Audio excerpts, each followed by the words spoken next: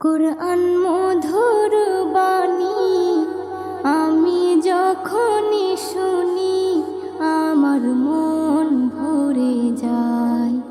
কুরআন মধুর বাণী, আমি যখনই শুনি আমার মন ভরে যায়। শোনো মুমিন মুসলমান, পড়ে দেখো না কুরআন, কত শান্তি পাওয়া যায়।